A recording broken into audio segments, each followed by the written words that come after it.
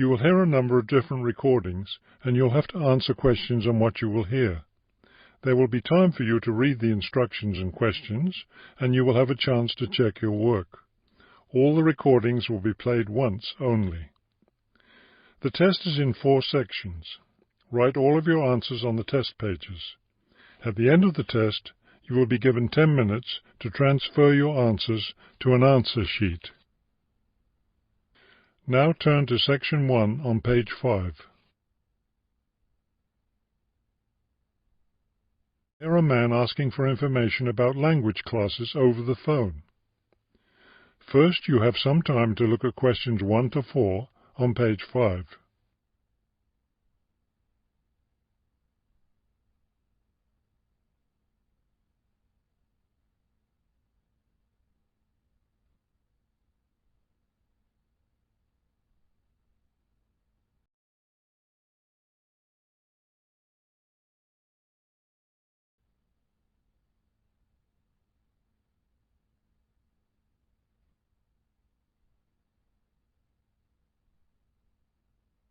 You will see that there is an example that has been done for you. On this occasion only, the conversation relating to this will be played first. Good morning, Globetrotters Language School. How may I help you? Yes, I was wondering if you could give me some information on language classes. The woman answers the phone. Globetrotters Language School. So the word Globetrotters has been written at the top of the form. Now we shall begin. You should answer the questions as you listen, because you will not hear the recording a second time. Listen carefully and answer questions 1 to 4. Good morning, Globetrotters Language School. How may I help you? Yes, I was wondering if you could give me some information on language classes. Certainly. What language are you interested in studying? Well, that's the thing. I'm interested in learning Japanese, but I'd also like to improve my Chinese. I don't know which to study right now. Maybe the class schedule will help you decide. Did you want to study in the morning, afternoon, or evening? I work in the evenings, so mornings or afternoons would be best. Then that decides it for you. We offer an advanced Chinese class, but it meets on Wednesday and Friday evenings. I couldn't do that. When do the Japanese classes meet? We have beginning Japanese on Tuesday and Thursday mornings. No, wait, that's intermediate Japanese. Which level do you want? Advanced? No, beginning, definitely. I know some Chinese and some French, but I'm a real beginner with Japanese. Well then, are you free Monday, Wednesday and Friday mornings? That's when the beginning Japanese classes meet. We also have intermediate French on Friday mornings. I could do those mornings, but I'd prefer afternoon. Don't you have anything in the afternoon? We have intermediate Japanese class on Wednesday and Friday afternoons. I really need a beginner class, so I'll take the morning Japanese class. Could you give me an idea of the cost? What would be the tuition for the Japanese class? Before you hear the rest of the conversation, you have some time to look at questions 5 to 10 on page 5.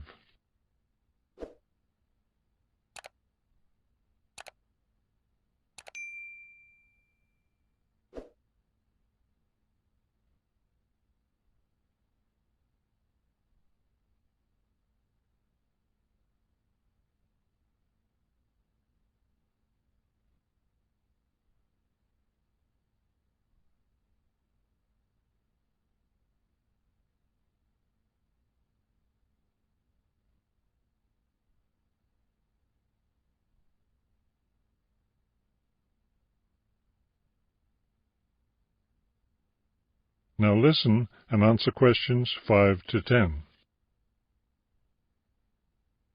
The beginning level classes meet 3 times a week, so they cost a bit more than the other levels. For a 6-week course, the cost would be $575. That's a bit steep. If it's hard for you to pay that much, you could sign up for just 4 weeks of class and pay $410, or you could pay for 1 week at a time at $125 a week. That comes out to be much more expensive once you add up all the weeks. That's true. You can save money by registering for 2 levels together.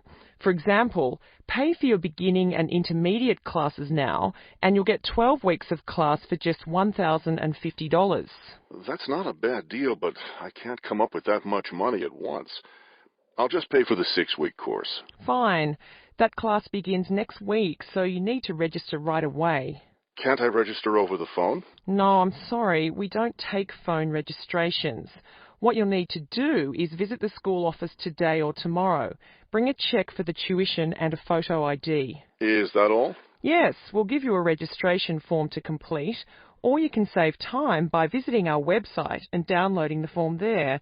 Complete it and bring it into the office with your cheque. Great. I'll stop by this afternoon. Fine. When you arrive, ask for Mr. Lindsay. He's in charge of student registration. I'm sorry, Mr. Who? Mr. Lindsay, spelled Lindsay. Thank you for your help. Thank you. We'll look forward to seeing you in class. That is the end of Section 1. You now have half a minute to check your answers.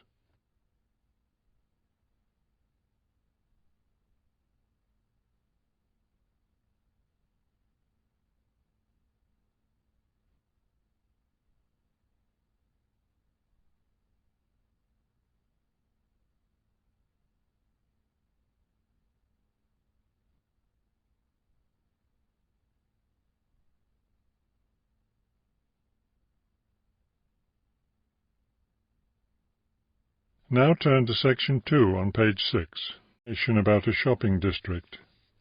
First, you have some time to look at questions 11 to 15 on page 6.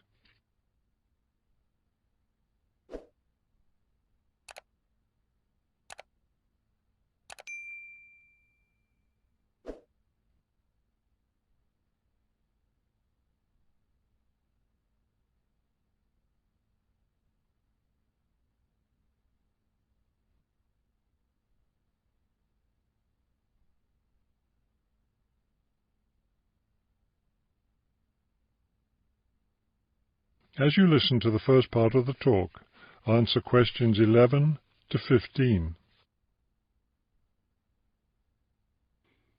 This afternoon, we'll visit the city's shopping district. Several blocks in the area are closed to car traffic, and I know you'll enjoy walking around there. I'd like to give you an overview of the district now, since you'll be on your own once we get there. You'll see on this map here that the shopping district consists of 2 streets, Pear Street, which runs north and south, and Cherry Street, which crosses Pear Street right here. Let's start our tour here on Pear Street, where the star is. This star marks the Harbor View bookstore. It's very popular among locals as well as tourists. You can buy a range of books of local interest, as well as a variety of magazines and newspapers. It's directly across the street from the city library, which is also worth a visit. It's in one of the oldest buildings in the city and contains, among other things, an interesting collection of rare books. Now, moving up Pear from the bookstore toward Cherry, the next building on the left is the Pear Cafe. You'll notice it's right on the corner of Pear and Cherry Streets. It's a great place to relax while enjoying a delicious cup of coffee or tea. You can talk with friends or read quietly. They have a variety of books and magazines available. From the windows of the cafe, you can look right across Cherry Street for a lovely view of city gardens.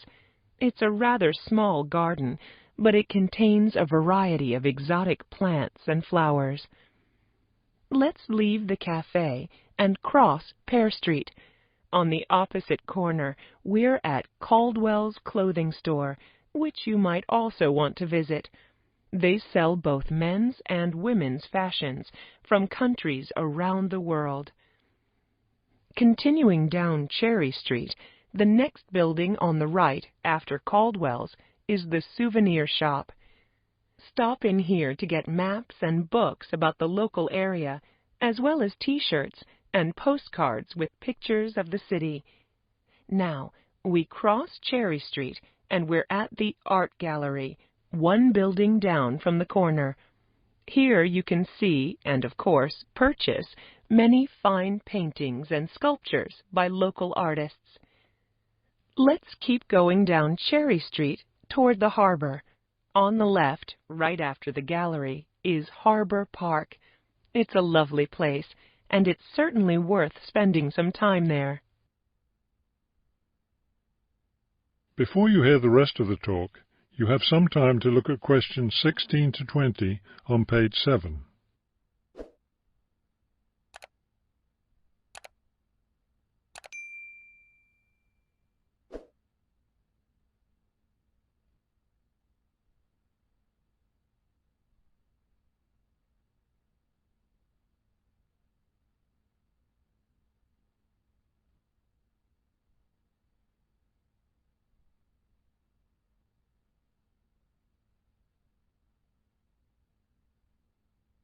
Now listen and answer questions 16 to 20. Harbor Park was built on land donated to the city by Captain Jones, a lifelong resident of this city. Captain Jones designed the park himself, and it was built in 1876. Exactly in the center of the park, a statue of Captain Jones was erected, and it's still standing there today. It shows Captain Jones on the bow of his ship. After viewing the statue, you can follow the path that goes through the woods just behind. It will lead you to a lovely garden, in the middle of which is a fountain. This is a nice place to enjoy a few quiet moments. If you still feel like walking, continue on to the far end of the garden. There, you'll find a wooden staircase, which will take you down to the harbor. You might enjoy the view of the boats from there. There's also a walking path along the water, which will eventually bring you back up to Cherry Street. You can see that there's plenty to do in this part of the city. The bus leaves at 1:30. That is the end of section 2. You now have half a minute to check your answers.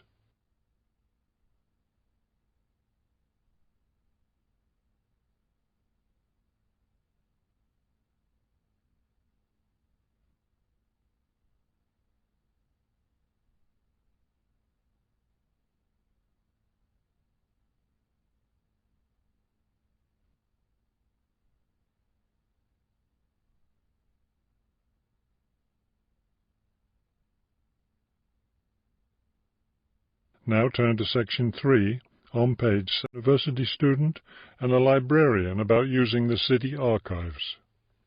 First, you have some time to look at questions 21 to 24 on page 7.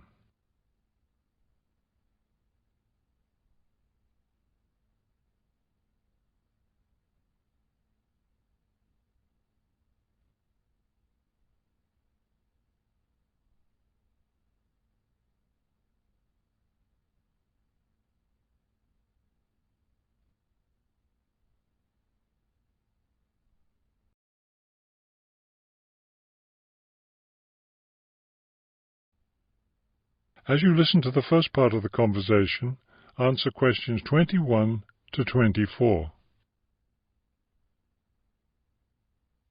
Hello. I was wondering if you could give me some information about using the archives? I'd be happy to. Are you a resident of the city? Actually, I live just outside the city, but I study at the university downtown. That's fine.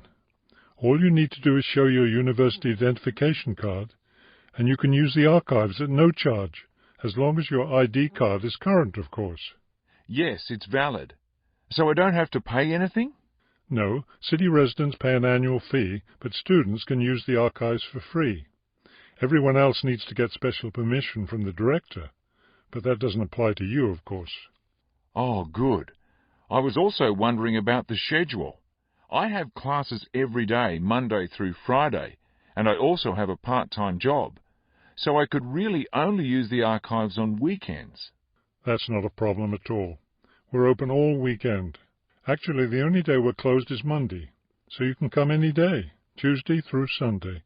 Are you open in the evenings? Yes, we're open from 9:30 in the morning until 8:30 in the evening. That will fit my schedule well. Before you hear the rest of the conversation, you have some time to look at questions 25 to 30 on page 8.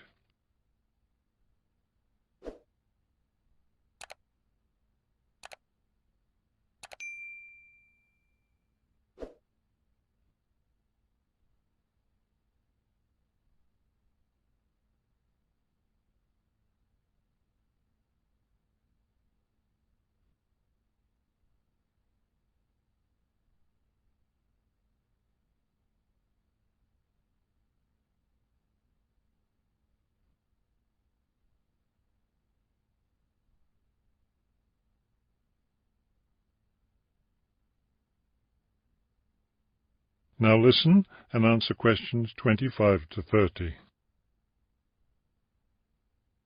Is there something else I can help you with? Yes. One thing I'll be needing to see for one of my class projects is old photographs. Do you have photographs of the city in the 19th century that I could look at? Yes, we store all the photographs in the basement. Those stairs over there will take you down to the photography collection. Just tell the librarian there what you're interested in, and he'll help you. Those would be 19th century photographs?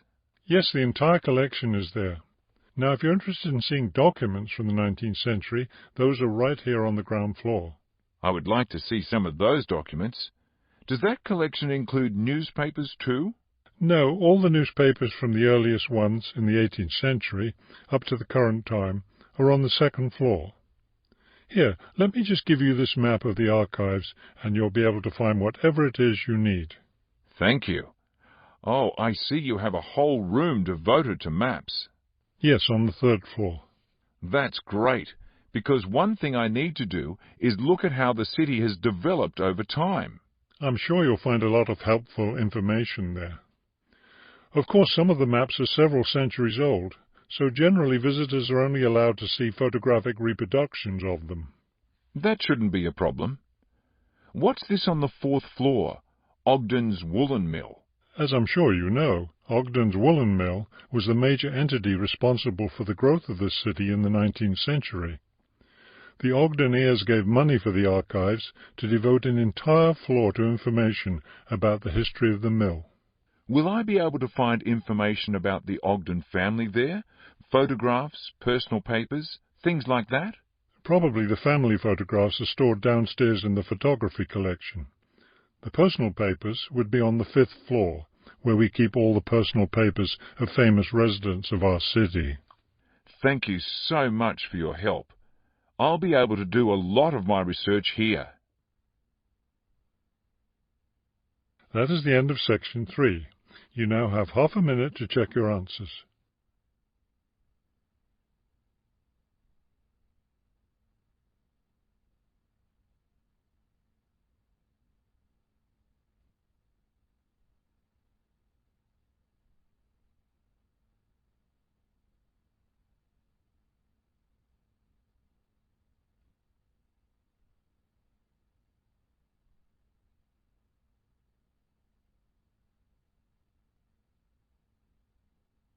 Now turn to section 4 on page 8.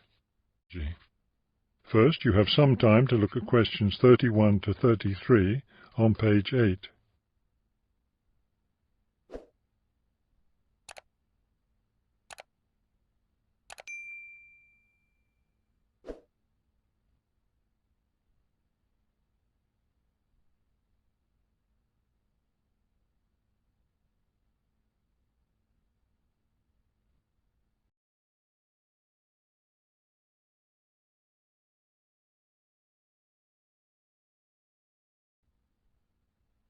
Now listen carefully and answer questions 31 to 33.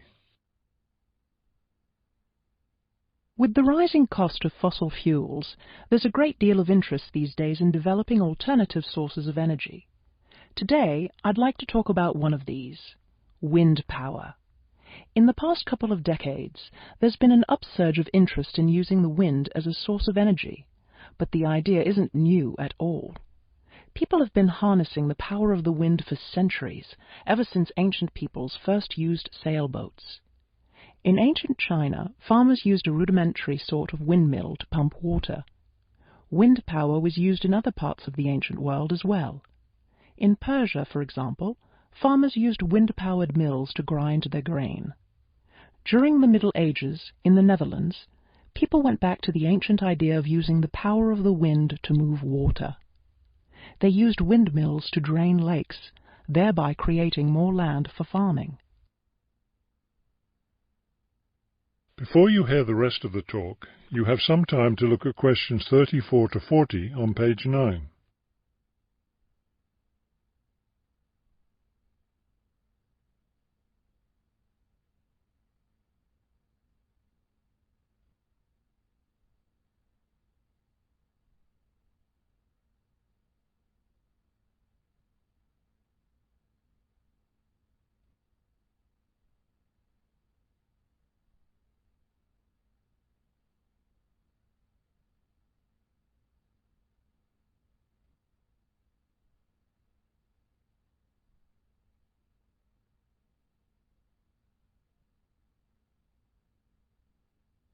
Now listen carefully and answer questions 34 to 40. At present, people around the world are using the wind to generate electricity, some old methods, some new. Is this the solution to our modern energy problems?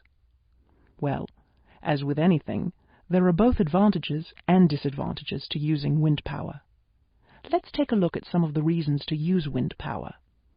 One of the biggest problems with using fuels, such as oil and coal, is pollution. Wind power, on the other hand, is clean. It causes no pollution and therefore doesn't contribute to global warming. Another great advantage of wind power is that it's a renewable resource. Oil and coal reserves are limited, but will never run out of wind. Economics is another reason to use wind power.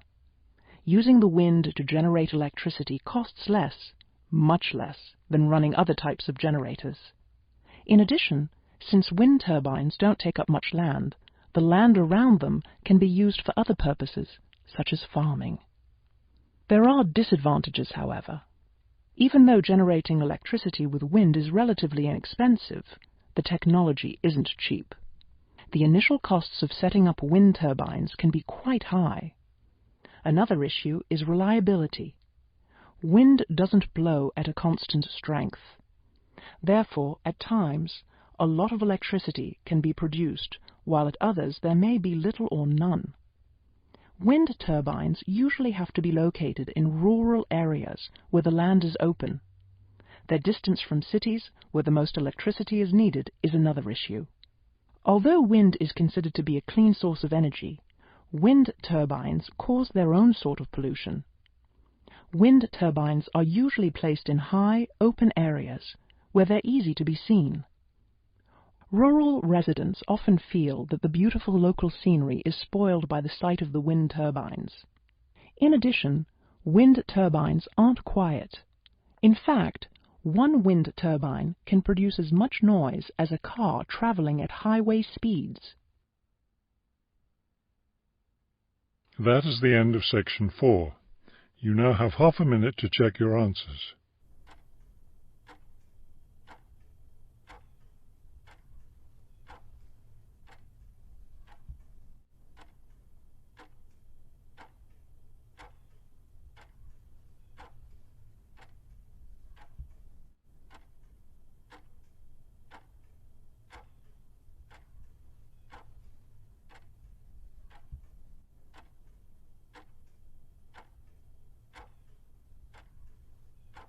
You will now have 10 minutes to transfer your answers to the listening answer sheet.